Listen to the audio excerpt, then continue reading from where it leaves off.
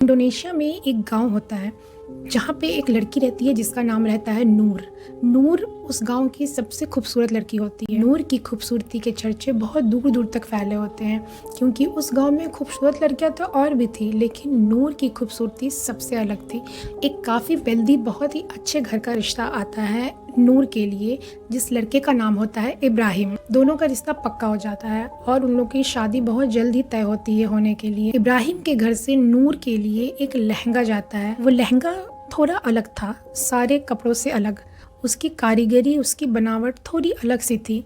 नूर जब उस लहंगे को देखती है तो वो बस उसमें खो जाती है। शायद वो लहंगा बहुत ज़्यादा ही खूबसूरत था या शायद उस लहंगे का कुछ और ही राज था। शादी के पहले वाले दिन नूर उस लहंगे को पहनकर ट्राई करती है और आज जब नूर ने उस लहंगे को पहना है तो उसके चेहरे में एक अलग सी चमक थी। वो थोड़ी अलग लग रही थी, बाकी दिनों से अलग। नूर ने उस लहंगे को उतारकर और फिर से उसको वार्डरोब में बहुत ही अच्छे से फोल्ड वगैरह करके रख दिया और उसके बाद से ही नूर थोड़ा बुझी बुझी सी रहने लगी। रात को जब नूर अपने कमरे में सोने के लिए आती है, नूर जैसे ही बेड पर लेटती है उसे नींद आ जाती है और नींद में उसके सामने एक बहुत ही डरावना शैतान, जो देखने से ही बहुत भूतिया दिख रहा हो, वैसा शख्स उसके सामने खड़ा हो जाता है और उसके सामने खड़ा होकर वो कहने लगता है, तुम तो बहुत खुश होगी ना लहंगे को पहनकर।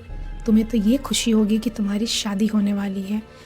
कल तुम्हारी शादी है, लेकिन एक बात याद रखना, ये शादी का दिन तुम्हारी ज़िंदगी का आखिरी दिन होगा। तुम शादी तो करोगी, लेकिन किसी और के रूप में।